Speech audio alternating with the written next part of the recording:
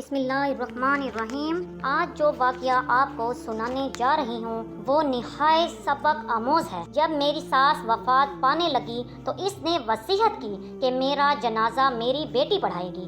جب بیٹی نے جنازہ پڑھا کر کپڑا ہٹایا تو سب کی چیخیں نکل گئیں۔ پیارے دوستو، اس سبق آموز واقعے کو دیکھنے کے لیے ویڈیو اینڈ تک ضرور دیکھیں۔ اس کی بہو خود یہ واقعہ بیان کرتی ہے۔ جب شادی ہو کر میں سسرال آئی تو سبھی میرے ناز نخرے اٹھاتے تھے۔ میرے سسرال میں جوائنٹ فیملی سسٹم تھا۔ میں سب سے چھوٹی بہو تھی۔ میرے شوہر حنان بھی گھر میں سب سے چھوٹے تھے۔ بڑے 4 بھائی بھی شادی شدہ تھے۔ ان کی ایک ہی بہن تھی، وہ بھی عمر میں ان سب سے بڑی تھی۔ حنان نے مجھے پہلے دن ہی سمجھا دیا تھا کہ میری بہن کی عزت بھی ویسے ہی کرنی ہے جیسے تم اپنی ساس کی کرتی ہو۔ بڑی بہن غیر شادی شدہ تھی اور وہ شادی نہیں کرنا چاہتی تھی، اس لیے وہ ہمیشہ ہمارے ساتھ ہی رہے گی۔ سب بھائی ایک بڑے سے گھر میں رہتے تھے۔ میری سب جٹھانیاں بھی میری نند کو آپا کہتی تھی۔ مجھے میری نند کچھ عجیب سی لگتی تھی۔ وہ سارا دن اپنے کمرے میں بند رہتی تھی اور جب وہ اپنے کمرے میں ہوتی تو کسی کو اجازت نہیں تھی کہ اس کے کمرے میں جائے۔ وہ صرف کھانے کے وقت ہی باہر آتی تھی اور کھانا کھا کر کمرے میں چلی جاتی تھی۔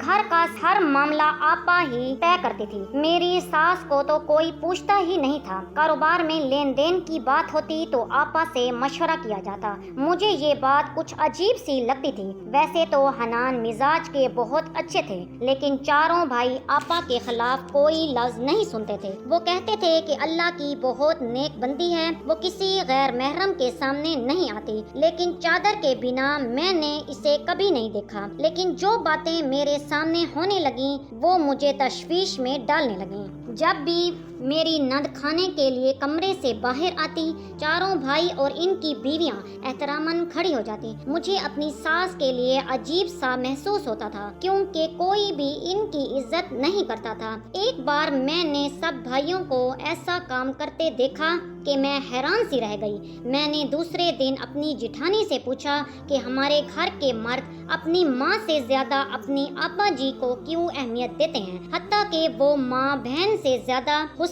سلوک کی حق رکھتی ہے۔ میری بات سن کر میری جٹھانی نے گھبرا کر چپ رہنے کا اشارہ کیا اور کہنے لگی، ایسا بولو، اگر یہ بات کسی نے سن لی تو تمہاری خیر نہیں۔ میں حیرت سے اپنی جٹھانی کا منہ دیکھنے لگی۔ میں نے عام نوعیت کی بات کی تھی، لیکن میری جٹھانی کا رد عمل ایسے تھا جیسے میں نے بہت بڑی بات کر دی۔ میں چپ سی ہو گئی۔ حنان میرا بہت خیال رکھتے تھے۔ ایک دن میں نے ان سے ذکر کیا کہ آپ ماں سے زیادہ بہن کو کیوں اہمیت دیتے ہیں۔ میری بات سن کر حنان کا چہرہ سرخ ہونے لگا، مجھے حیرت بھری نگاہوں سے دیکھنے لگے اور کہنے لگے کہ میری بہن کے بارے میں ایک لفظ بھی نہ کہنا۔ وہ بہت نیک اور پاک صاف ہے، وہ جتنی قابل عزت ہے ہم اس کی اتنی عزت نہیں کرتے۔ مجھے حنان کا غصہ دیکھ کر سمجھ آ گئی تھی کہ جٹھانی مجھے کیوں منع کر رہی تھی۔ ایک روز بھائیوں نے کچھ رقم بہن کے سامنے رکھی اور کہا، اپنے برکت والے ہاتھ اس پر رکھ دو، یہ پیسے کاروبار میں ڈالنے ہیں، آپ کے ہاتھ سے برکت ہوگی۔ اگر ان پیسوں پر آپ کے ہاتھ لگ گئے تو ہمیں اس میں نفع ہوگا۔ میں یہ دیکھ کر حیران رہ گئی۔ میری نند نے کچھ پڑھا اور پیسوں پر پھونک دیا۔ مجھے یہ بات کچھ درست نہیں لگی۔ یہ بات بہن کے احترام سے بڑھ کر کوئی اور ہی رخ اختیار کر رہی تھی۔ میں حنان کا رد عمل دیکھ کر ایک دم سے گھبرا گئی۔ یہی حال میری باقی جٹھانیوں کا بھی تھا۔ نند کے معاملے میں وہ ایک لفظ بھی منہ سے نہیں نکالتی تھی اور ساس ماتھے پر بل ڈالے اپنا جی جلاتی رہتی تھی۔ ایک روز میری ساس نماز پڑھ رہی تھی، دعا مانگتے وقت رونے لگی۔ اس کو دیکھ کر میرا دل تڑپ کر رہ گیا۔ جس عزت و احترام کی حقدار وہ تھی جو وہ اپنی بڑی بہن کو دے رہے تھے۔ مجھے دیکھ کر میری ساس نے اپنے آنسو صاف کر لیے۔ میں ان کے پاس ہی بیٹھ گئی اور پوچھا، طبیعت تو ٹھیک ہے نا؟ مجھ سے نظریں چرانے لگیں اور کہا میں ٹھیک ہوں۔ میں نے انہیں کہا کہ میں نے آپ کو نند کے ساتھ کبھی باتیں کرتے نہیں دیکھا۔ پھر جو بات انہوں نے غصے سے بتائی اسے سن کر میرا دماغ چکرا گیا۔ نند کے کمرے میں صرف چاروں بھائی ہی جاتے تھے اور 1 گھنٹہ بیٹھ کر واپس آ جاتے۔ ہم چاروں بہوؤں کو نند کے کمرے میں جانے کی اجازت نہیں تھی۔ ہمیں یہ حکم تھا کہ باوضو ہو کر نند کے لیے کھانا بنایا جائے کیونکہ وہ پاک روح ہے۔ مجھے اس قسم کی باتوں کو اپنانا کچھ عجیب سا لگ رہا تھا، مگر میری جٹھانیاں نند کی غلام بنی ہوئی تھیں۔ انہی دنوں ماہ رمضان کا چاند نظر آیا تو میری نند سفید لباس میں باہر آئی اور صحن میں کھڑی ہو گئی۔ چاند کو دیکھ کر آنکھیں بند کی اور پھر کچھ پڑھنے لگی۔ اس وقت ہم سب صحن میں موجود تھے، بس میری ساس وہاں موجود نہیں تھی۔ کچھ دیر میں میری نند نے بند آنکھوں سے کہا، امی یہاں کیوں نہیں ہیں؟ یہ سن کر چاروں بھائی امی کو ڈھونڈنے لگے۔ میں نے کہا میں امی کو بلا کر آتی ہوں۔ حنان نے مجھے یوں دیکھا جیسے میری جان ہی نکال لیں گے۔ کہنے لگے جب تک آپا جی حکم نہ دیں کوئی اپنی جگہ سے نہ ہلے۔ یہ ہماری ماں بھی نہ ایک نیک عورت کے ساتھ کیوں ضد لگائے بیٹھی ہے؟ خدا کے غضب کی حقدار ہو گئی تو پتہ چلے گا۔ اپنے شوہر کے منہ سے یہ کلمات سن کر مجھے بہت عجیب سا لگا۔ چاروں بیٹوں نے ماں کو پکارا تو وہ بیچاری دوڑ کر چلی آئی اور کہنے لگی کہ میں قرآن پاک پڑھ رہی تھی اس لیے دیر ہو گئی۔ میرا بڑا جیٹھ غصے میں کہنے لگا کہ ہماری بڑی آپا آپ کو بلا رہی تھی، تب آپ باہر کیوں نہیں آئیں؟ نند نے میرے جیٹھ کو چپ رہنے کا اشارہ کیا تو وہ چپ ہو گیا۔ اس کے بعد ہماری نند نے جو کہا تھا وہ میں مر کے بھی نہیں کر سکتی تھی۔ میں نے صاف انکار کر دیا۔ میری بات سن کر حنان نے ایک زوردار تھپڑ میرے منہ پر رسید کر دیا۔ تھپڑ اتنا زور کا تھا کہ میں اتنی دور جا کر گری تھی۔ پھر حنان میرے پاس آئے اور غصے سے کہا، آئندہ تم نے انکار کیا تو مجھ سے برا کوئی نہیں۔ آہستہ آہستہ سبھی مجھے گھورتے ہوئے اندر چلے گئے۔ میری نند بھی جا چکی تھی، بس میری ساس میرے پاس موجود تھی۔ میری ساس نے میرے آنسو صاف کیے اور مجھے پانی پلایا۔ یہ عورت نہیں ڈائن ہے، پتہ نہیں اپنے آپ کو کیا سمجھتی ہے، لیکن ایک دن میں اس کا راز فاش کر دوں گی۔ میری ساس نے غصے سے یہ الفاظ آپا جی کے لیے کہے۔ آج شام مجھے اپنی قسمت خراب ہونے کا دکھ محسوس ہو رہا تھا۔ اس وقت میری نند نے سب گھر والوں کو کہا کہ میرے ہاتھ کا بوسہ لے کر اپنی آنکھوں کو لگائیں۔ میں ان باتوں کو نہیں مانتی تھی، پھر یہ عمل میں جبرن کیوں کرتی؟ سب سے پہلے میری ساس نے بے بسی سے آپا کے ہاتھ کو بوسہ دیا اور اپنی آنکھوں کو لگایا۔ میری ساس کے چہرے سے صاف لگ رہا تھا کہ یہ وہ سب کچھ مجبوری کی حالت میں کر رہی ہے۔ پھر باری باری سب بھائیوں نے یہ عمل دہرایا، لیکن میں نے انکار کر دیا، جس کا نتیجہ میرے گال پر حنان کی انگلیوں کے نشان کی صورت میں موجود تھا۔ اس وقت مجھے اپنی ساس بڑی ہمدرد لگ رہی تھی۔ اس دن بھی جب میں اپنی ساس کو چائے دینے گئی تو ان سے کہا کہ وہ آپا جی سے بات کیوں نہیں کرتی، تب وہ چلا کر بولی کہ وہ بیٹی نہیں ڈائن ہے۔ میری ساس اپنے کمرے میں گئی اور کہا، چپ کر جاؤ، اللہ تبارک تعالیٰ کی ذات بہت بڑی ہے، برائی کا انجام برا ہی ہوتا ہے۔ میں نے اپنی ساس سے پوچھا کہ آخر یہ سب کچھ کیا ہے؟ پھر میری ساس نے انکشاف مجھ پر بولے، میری تو روح ہی کانپ گئی۔ دوسرے دن میں نے حنان سے معافی مانگ لی تھی، وہ بھی غصے میں تھے اور کہنے لگے آپا جی سے معافی مانگو۔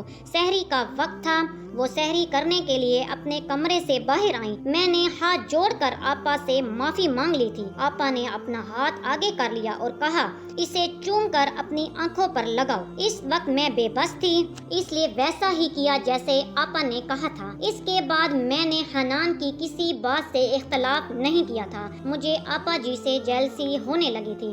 ان کے کمرے کی صفائی کے لیے ایک بڑی عمر کی عورت معمول تھی، لیکن اب مجھے آپا جی کی اچھائی کے پیچھے جو راز تھا مجھے وہ سب جاننا تھا۔ اس لیے میں نے اس کام کرنے والی اماں کو 1000 روپے کا نوٹ دیا اور اسے اپنے کمرے میں چھپا دیا اور اس کے کپڑے خود پہن لیے اور دوپٹہ اوڑھ لیا۔ آپا جی کے کمرے میں چلی گئی۔ مجھے دیکھ کر آپا جی کہنے لگی، تم نے اپنا چہرہ کیوں چھپا رکھا ہے؟ میں نے آواز کچھ بھاری سی نکال کر کہا کہ میں نے آج کوئی گناہ کیا ہے، اس لیے میں آپ کو اپنا گناہگار چہرہ نہیں دکھا سکتی۔ رات کو اپنے رب کے حضور توبہ کروں گی اور صبح اپنا چہرہ آپ کو دکھاؤں گی۔ آپا جی میری بات पर चुप हो गईं। मैं काम करने लगी। आपा ने कहा वो नहाने जा रही हैं, मैं कमरा साफ करके बाहर चली जाऊं। मैंने हाँ में सर हिला दिया और वो चली गईं। वैसे तो इनके कमरे में अगरबत्तियां लगी हुई थीं, मगर एक अजीब सी बदबू आ रही थी। मैंने जल्दी से सफाई की और कुरान पाक खोला। इस वक्त मेरा कलेजा फट गया। इस औरत का रूप इतना खौफनाक था कि मुझे आज पता चला। मेरी बात पर कोई यकीन नहीं करेगा। जब मेरी सास की बात पर कोई यकीन नहीं करता था तो मेरी बात की क्या औकात है। मैं कमरा साफ करके बाहर आ गई। ऐसे ही माह रमजान के दिन गुजरते गए।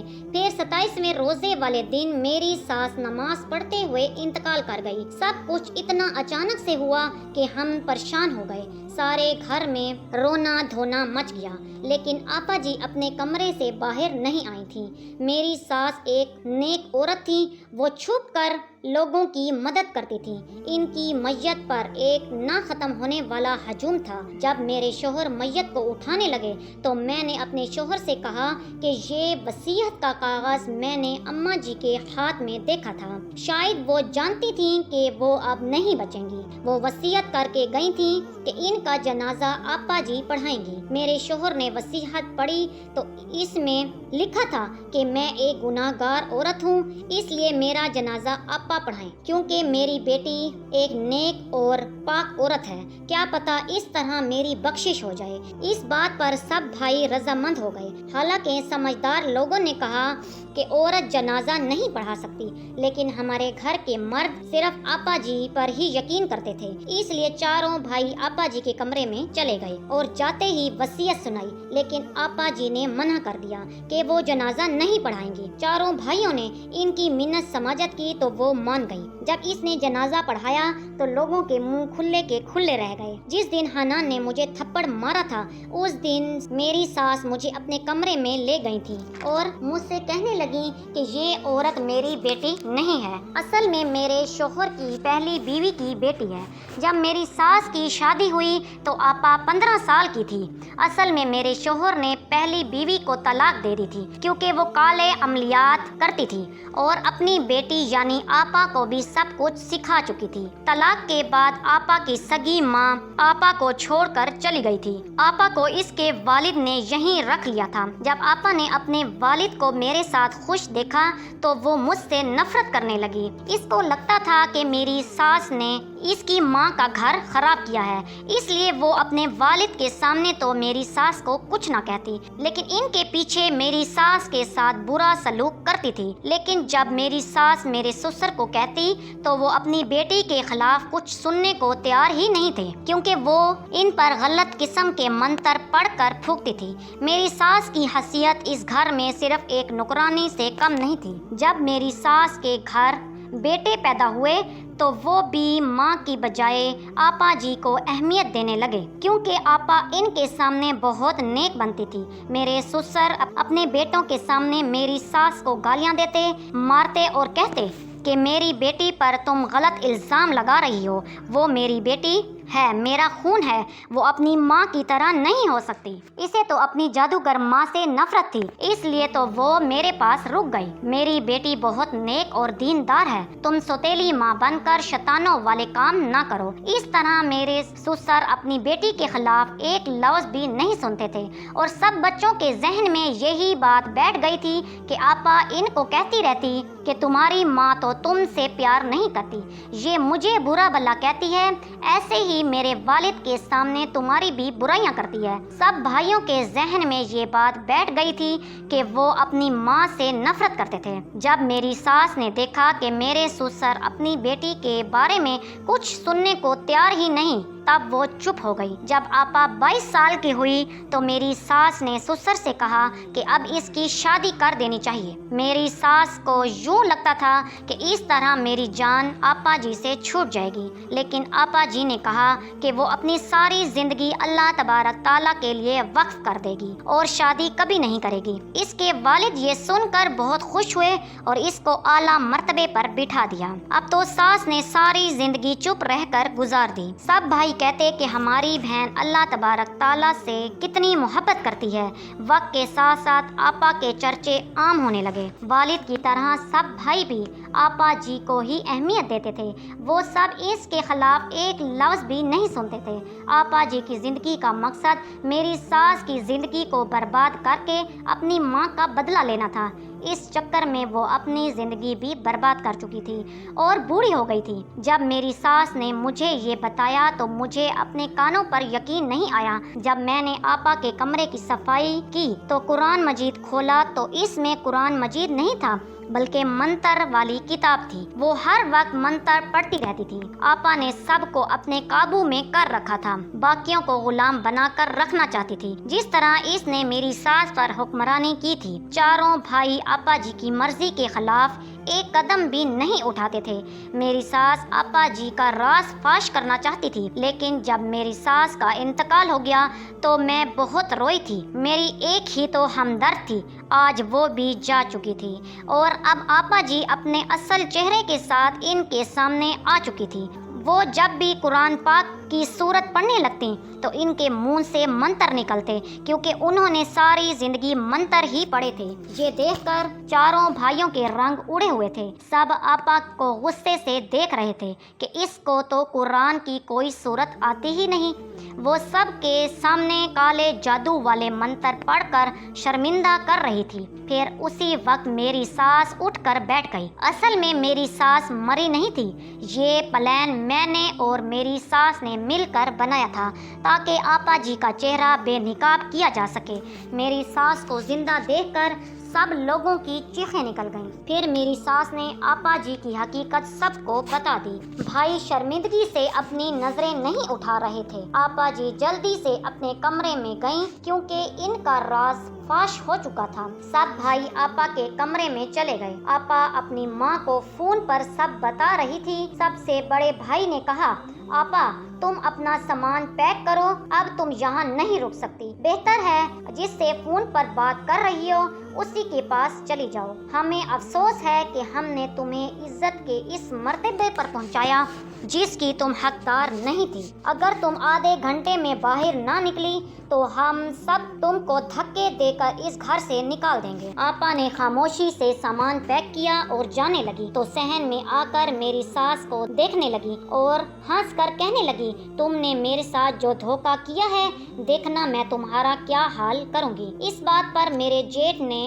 آپا کے منہ پر ایک تھپڑ رسید کر دیا اور کہنے لگا، تم ہمیں جتنا بیوقوف بنا سکتی تھی بنا لیا، اب یہاں سے چلی جاؤ۔ ہم نے تمہاری وجہ سے اپنی سگی ماں کے ساتھ بہت ناانصافی کی ہے، اگر اب تم نے کچھ کہا تو ہم تم کو زندہ نہیں چھوڑیں گے، بہتر ہے کہ تم یہاں سے چلی جاؤ۔ پھر میرے جیٹ نے آپا کو دھکے دے کر گھر سے نکال دیا۔ پھر میری ساس نے کہا کہ آپ لوگوں نے جو بھی کیا ایک گناہ نہیں تھا، کسی کا بھی ایک بہت نیک ہونا ہمیں اس بات کی ترغیب نہیں دیتا کہ ہم اسے ضرورت سے زیادہ ہی بلند مرتبہ دیں، اور جو لوگ نیک ہوتے ہیں وہ کبھی اس بات کا اعتراف نہیں کرتے، وہ تو بس نیکی کر کے دریا میں ڈال دیتے ہیں۔ آپا کے جانے کے بعد سب گھر والوں نے میری ساس سے معافی مانگ لی۔ میری ساس نے انہیں معاف کر دیا۔ آج اتنے سالوں بعد سب کچھ ٹھیک ہو گیا تھا۔ میری ساس بھی بہت خوش ہے، اللہ کا شکر ادا کرتی ہے، اسی کی کرم نوازی سے یہ گھر جنت بن گیا۔ پیارے دوستو، اس واقعے سے ہمیں یہ سبق ملتا ہے کہ ہمیشہ جیت حق اور سچ کی ہوتی ہے۔ شیطانی عمل کبھی بھی کام نہیں آتا، اس لیے ہمیں شیطان کی پیروی کی بجائے رحمان کی پیروی کرنی چاہیے۔ ہمیں جادو کالے عملیات سے دور رہنا چاہیے، بلکہ ہمیں قرآن پاک کی تلاوت کرنی چاہیے، اللہ کا ذکر کرنا چاہیے اور 5 وقت کی نماز پڑھنی چاہیے، ہر وقت باوضو رہنا چاہیے۔ جو شخص ہر وقت باوضو رہے گا اس پر کسی قسم کا کوئی بھی جادو اثر نہیں کرے گا۔ اللہ پاک سے دعا ہے کہ اللہ تعالیٰ ہمیں کالے علم سے محفوظ رکھے اور ہر قسم کے شر سے محفوظ رکھے، ہمیں نیک عمل کرنے اور گناہوں سے بچنے کی توفیق عطا فرمائے اور اللہ تبارک تعالیٰ نیک بندوں کی پہچان نصیب فرمائے۔ امید کرتی ہوں آپ کو میری ویڈیو پسند آئی ہوگی۔ کمنٹس باکس میں لازمی بتائیں کہ آپ کو میری ویڈیو کیسی لگی۔ اسی کے ساتھ مجھے دیجیے اجازت، ملتے ہیں کسی اور اچھی سی ویڈیو میں، تب تک کے لیے